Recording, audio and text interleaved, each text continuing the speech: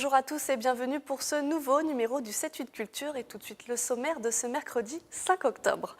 Praline Guépara est conteuse depuis 2 ans. Elle fait découvrir des récits du monde entier aux Saint-Quentinois sur scène ou en caravane. Le Faiseur est l'une des rares pièces de théâtre écrites par Honoré de Balzac.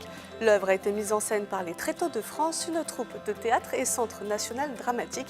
Il jouait sur la scène du théâtre Alphonse Daudet de Coignères mardi soir. Et nous reviendrons aussi sur le premier concert de la saison à la batterie de Guyancourt. Sages comme des sauvages et graines semées étaient sur scène.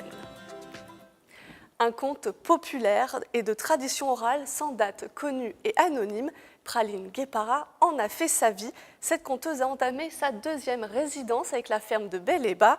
Elle propose des spectacles sur la scène guyancourtoise, mais pas seulement, puisqu'elle sillonne aussi la ville avec une caravane. Ça se passe lors des manifestations culturelles ou associatives et nous l'avons rencontrée, regardez.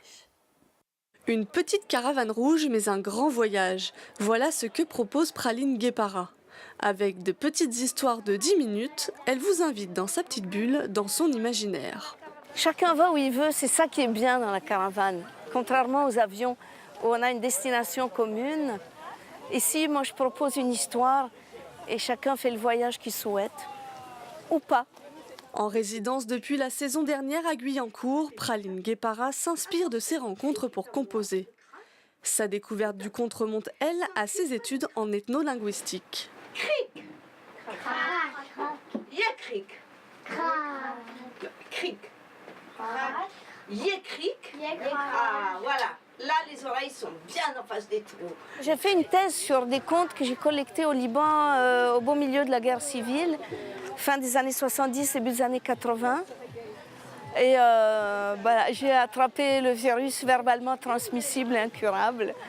Et au bout d'un moment, je n'avais plus envie de parler des contes, j'avais envie de les raconter, voilà. Pour découvrir les récits de Praline Guépara, rendez-vous le 26 octobre à la maison de quartier Théodore Monod. Contes merveilleux ou fantastiques vous y attendent. Merci Sonia.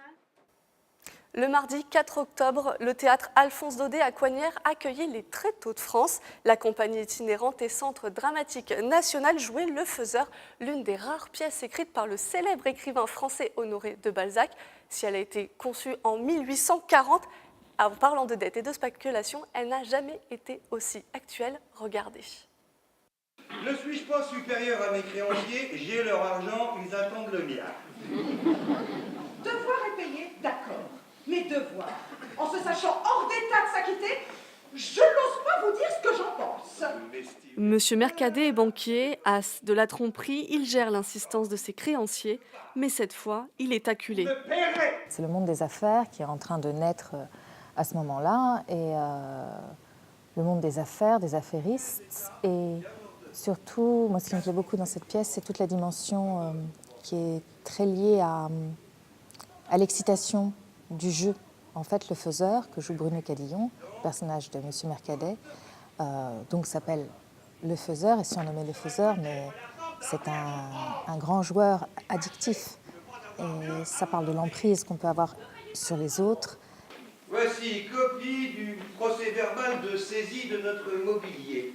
Adapté par Evelyne Love et mis en scène par Robin Renucci, le directeur des Tréteaux de France, Le Faiseur, c'est 2 heures d'une pièce millimétrée et sans temps mort, une comédie grinçante où la composition d'acteurs prend toute son ampleur. C'est une comédie particulière parce qu'elle travaille sur plusieurs genres. C'est-à-dire qu'il y a à la fois du burlesque, du mélodrame, de la comédie de caractère, de la comédie de situation, presque du masque. C'est-à-dire qu'on est extrêmement maquillé comme des masques, avec des perruques très particulières, des costumes aussi qui sont très marqués, qui sont très dans le style à la Daumier. Spéculation, tromperie, mensonges et manipulation, plus d'un siècle nous sépare de l'écriture et pourtant, la pièce semble intemporelle.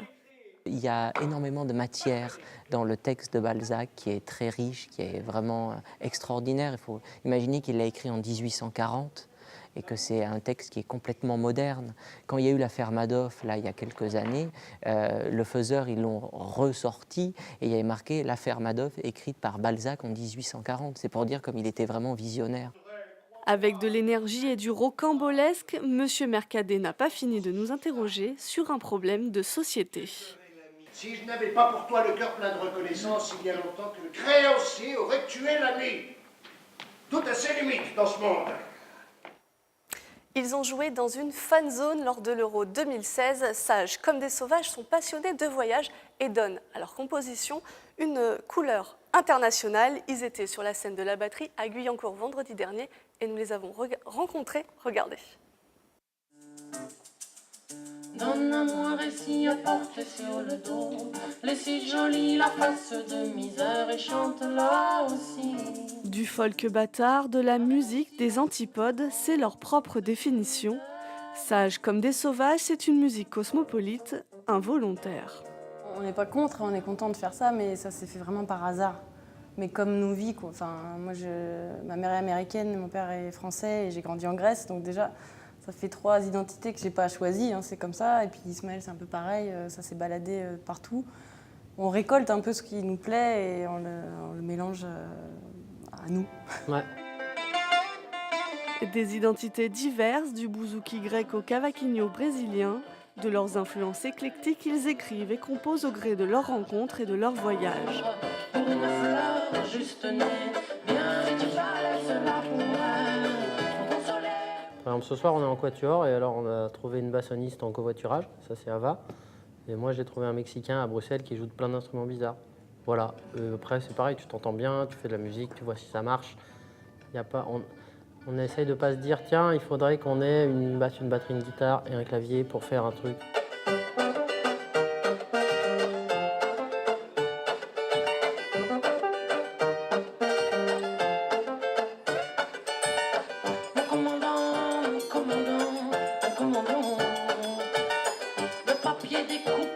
Des mélodies métissées pour un voyage autour du monde, avec une escale vendredi dernier à la batterie de Guyancourt.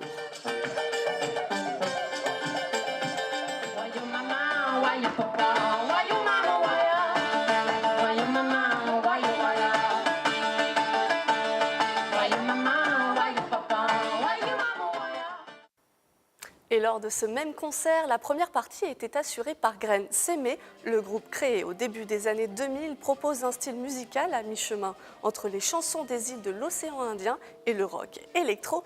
Écoutez le chanteur du groupe, il revient sur l'influence de l'île de la Réunion dans les paroles et les rythmes. Il était au micro de Camille Lambert. Ce qui est important, c'est de se respecter soi-même. Nous, on est mélangés. Moi, je sais que j'ai une grande partie réunionnaise et j'ai une grande partie française aussi, puisque mes parents sont installés à la Réunion il y a 50 ans. Et donc du coup j'ai eu ces deux cultures, j'ai ces doubles cultures, c'est pour ça que je chante en français ou en créole. Donc c'est important, oui, c'est important. Ce qui est important, c'est surtout la diversité.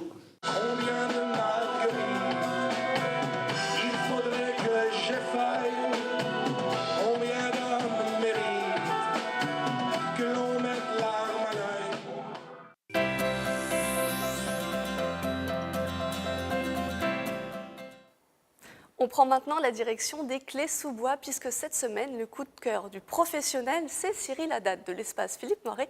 Écoutez. Cette semaine, notre coup de cœur est le film Frantz, réalisé par François Ozon avec Paula Beer et Pierre Ninet. Au lendemain de la guerre 14-18, dans une petite ville allemande, Anna se rend tous les jours sur la tombe de son fiancé, Franz, mort sur le front en France. Mais ce jour-là, un jeune Français, Adrien, est venu se recueillir sur la tombe de son ami allemand. Cette présence à la suite de la défaite allemande va provoquer des réactions passionnelles dans la ville. Le réalisateur de 8 femmes nous bouleverse dans son nouveau film, un mélo historique qui se déroule juste après la guerre 14-18. Frantz est un film intense et rapide, d'une densité inouïe. L'interprétation est précise et la mise en scène élégante. Le spectateur tombera sous la séduction de Paula Beer, jeune actrice allemande et véritable révélation du film. Pierre Ninet trouve l'un de ses meilleurs rôles. Le film est l'une des plus grandes réussites de François Ozon. Frantz est incontestablement la sensation de la rentrée et est à découvrir cette semaine à l'espace Philippe Noiret.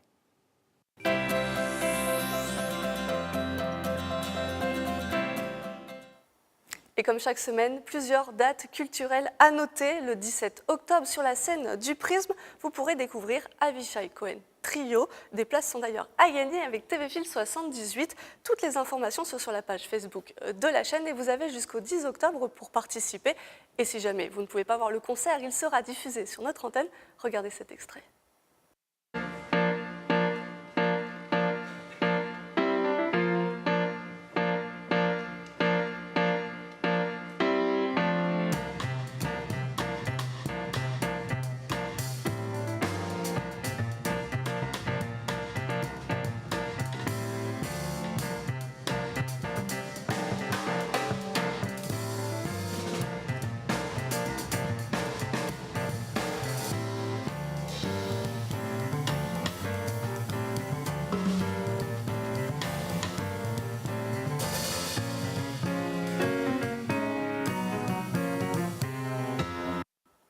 Et ce week-end, c'est le retour du Festival de la BD à Buc, les 8 et 9 octobre prochains. Une cinquantaine d'auteurs, qu'ils soient pour les adultes ou pour la jeunesse, qu'ils soient aussi français ou internationaux, seront là pour rencontrer les fans au château de la commune.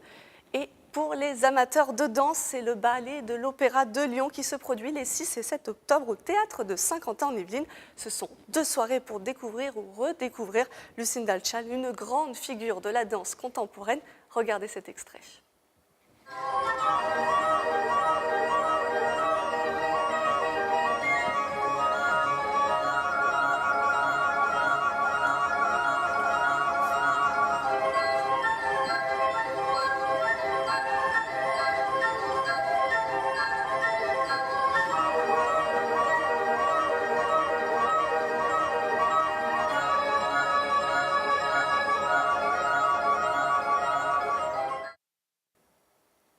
La maison Elsa Triolet-Aragon et la compagnie Théâtre et Voile vous proposent de tenter de percer l'énigme. Elsa Triolet, la romancière épouse du poète Aragon, est le point central de l'unique représentation de ce dimanche 9 octobre.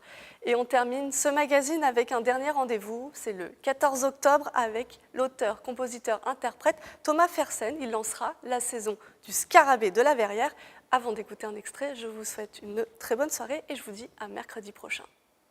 On me dit que je suis paresseux, que je ne fais que ce que je veux, c'est-à-dire pas grand-chose. On dit que je me repose, je suis désolé, je n'ai que 2 pieds.